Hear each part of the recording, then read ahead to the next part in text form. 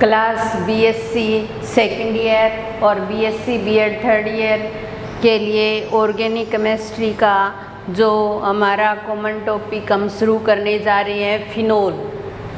Alcohol हमारा complete हो गया था। उसके बाद में उसी यूनिट के अंदर नेक्स्ट जो चैप्टर आता है वो है फिनोल। अब देखिए, जब हमने किसी सीधी हाइड्रोकार्बन श्रृंखला के अंदर से एक हाइड्रोजन का प्रतिस्थापन OH के द्वारा कर दिया था, तब हमें क्या प्राप्त हुआ था? एल्कोहल। क्या प्राप्त हुआ था? एल्कोहल। ठीक है। लेकिन अब हम बात करते हैं एरोमेटिक कंपाउंड की। जब किसी एरोमेटिक कंपाउंड में से किसी एक हाइड्रोजन का प्रतिस्थापन OH के द्वारा कर दिया जाए तो उसे क्या कहा जाता है? फिनोल। उसे क्या कहा जाएगा? फिनोल। जैसे ये बेंजीन रिंग है, ठीक है, और इसको हम C6H6 लिखते हैं। लेकिन जब यहाँ से एक हाइड्रोजन का प्रतिस्थापन OH के द्वारा कर दिया जाएगा तो ये C6H5OH बन जाएगा और हम इसे इस प्रकार लिखेंगे। इस कार्बन के साथ सिर्फ OH जुड़ा हुआ है, हाइड्रोजन बाहर निकल गया और किसका निर्माण हो गया? फिनोल का। तो फिर उसके बाद में हम फिनोल के क्लासिफिकेशन की बात करते हैं। क्लासिफिकेशन के अंदर पहला आता है मोनोहाइड्रिक फिनोल। मोनोहाइड्रिक फिनोल उसे कहा जाएगा जब बेंजीनिंग पर सिर्फ एक ही OH ग्रुप जुड़ा हो तो उसे मोनोहाइड्रिक फिनोल कह सकते हैं। जब हमारे पास ये बेंजीनिंग है और इस बेंजीनिंग पर एक ही OH जुड़ा है तो ये क्या है? फिनोल। क्या है? फिनोल। अब देखिए, अब हमारे पास बेंजीनिंग जो है इसके अंदर यहाँ OH जुड़ा है और यहाँ CH3 जुड़ा हुआ है। तो यहाँ से नंबरिंग शुरू करें तो ये 2 नंबर कार्बन पर मैथिल ग्रुप जुड़ा हुआ है तो इसको बोलेंगे 2-मेथिल फिनोल। क्या बोलेंगे? 2-मेथिल फिनोल। या फिर हम इसे ऑर्थोक्रिसोल भी कह सकते हैं। साधारण नाम ऑर्थोक्रिसोल भी हो सकता है, या 2-मेथिल फिनोल या ऑर्थोक्रिसोल। अगर हमारे पास ये बेंजीनिंग और इसके ऊपर यहाँ OH और यहाँ CH3 जुड़ा हुआ है तो 1 2 3 मेथिल फिनोल हो जाएगा। इसका नाम क्या हो जाएगा? 3-मेथिल फिनोल हो जाएगा। इसको मेटाक्रिसोल भी कह सकते हैं। साधारण नाम मेटाक्रिसोल भी कह सकते हैं। और ये क्या है? इसका IUPAC नाम है। क्या है? IUPAC नाम है। इन सभी के अंदर OH ग्रुप जो है वो एक ही जुड़ा हुआ है। OH जो ग्रुप है वो एक ही जुड़ा हुआ है।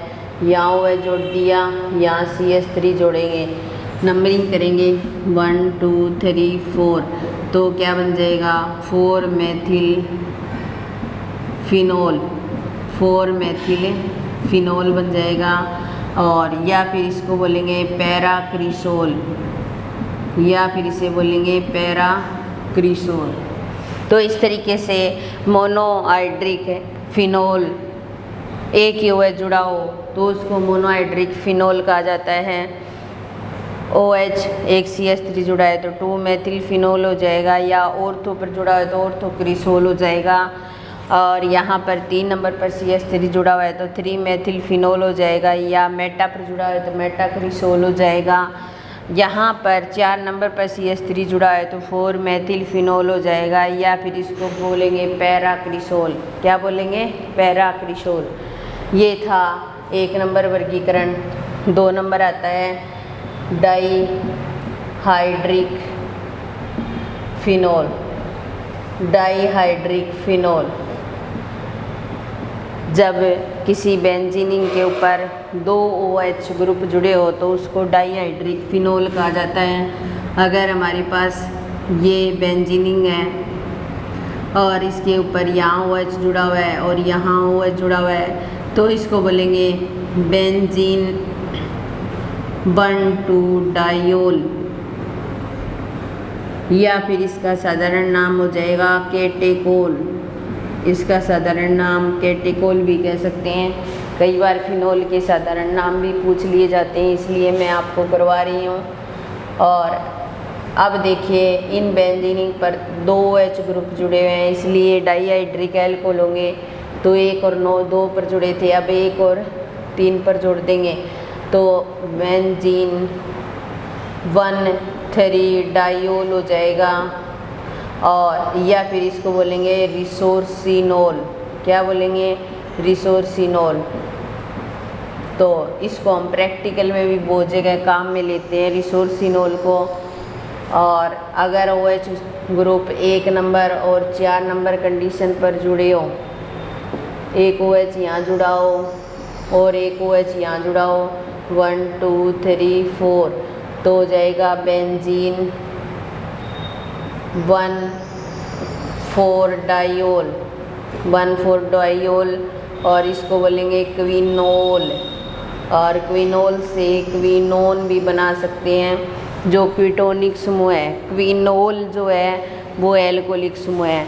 तो पहला था monohydric phenol, phenol 2 methyl phenol.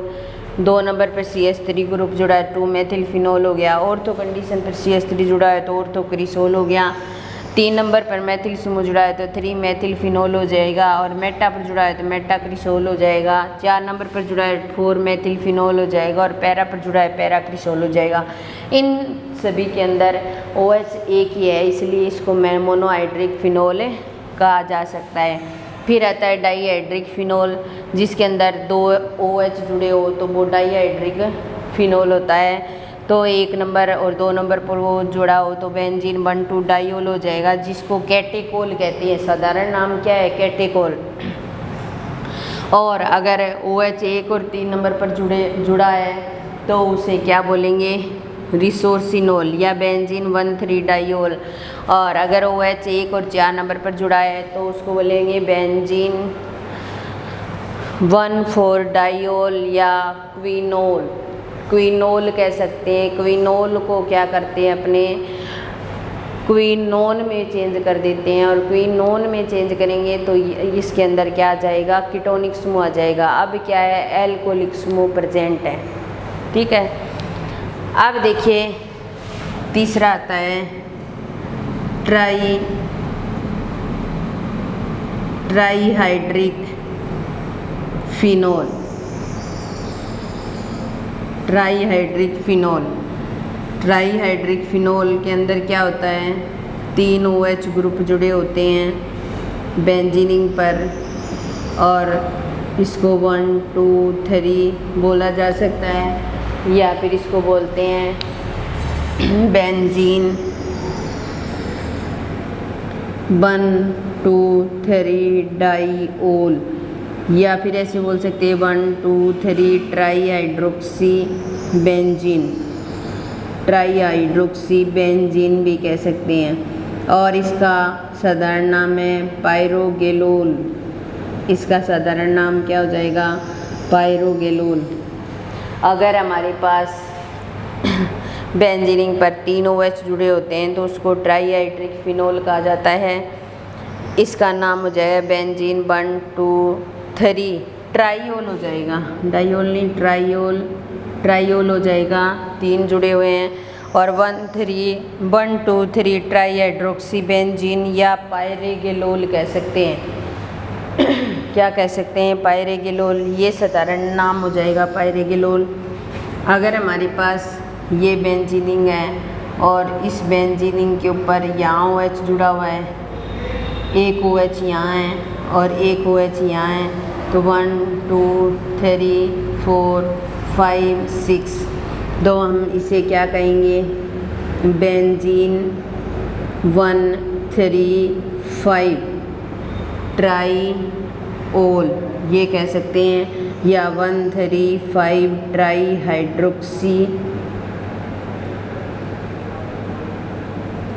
ट्राईहाइड्रोक्सी benzene कह सकते हैं, या फिर इसका जो नाम होता है उस नाम को बोला जाता है क्लोरोग्लूसिनोल, साधारण नाम होता है क्लोरोग्लूसिनोल। तो इस तरीके से ये हमारा फिनोल का वर्गीकरण भी हो गया और क्लासिफिकेशन भी हो गया। उसके पश्चात बनाने की विधियाँ आती हैं, 12-13 विधियाँ कम से कम। उन सभी विधियों की बात करेंगे। फ़िलहाल यहाँ पर मैंने 4 ही विधियाँ लिखी हैं। इस क्लास के अंदर इन 4 विधियों पर ही बात करेंगे। नेक्स्ट जो मेथड हैं वो अगली क्लास में करेंगे। बनाने की विधि, किसके बनाने की विधि? फिनोल चल रहा है तो फिनोल के बनाने की विधि की बात करें हम तो सबसे पहले कोलतार, किससे बनाएंगे? कोलतार से। जो सड़कों पर डाले जाने वाला कोलतार जो होता है वो यही होता है। तो अब देखिए, कोलतार लेंगे हम और कोलतार का क्या करवाएंगे? बाँपाश्वन करवाएंगे। क्या करवाएंगे? बाँपाश्वन करवाएंगे। और बाँपाश्वन करवाने पर ये मध्य तेल अंश में चेंज हो जाएगा, ठीक है। और मध्य तेल अंश में चेंज हो गया तो इसका मतलब इसमें कुछ मात्रा में तो क्या है? फिनोल है, और कुछ मात्रा में क्या है? नेफ्थेलिन है। तो मध्य तेल अंश जो होता है उसके अंदर फिनोल और नेफ्थेलिन दोनों प्रेजेंट होते हैं, ठीक है। इस मध्य तेल अंश को अपने NaOH के साथ में उत्प्रेरित करवाते हैं तो ये किस में चेंज होता है? फिनोक्साइड में। और इस फिनोक्साइड को CO2 के साथ और H2O के साथ उत्प्रेरित करवाते हैं तो हमें क्या प्राप्त हो जाती है? फिनोल प्राप्त हो जाती है।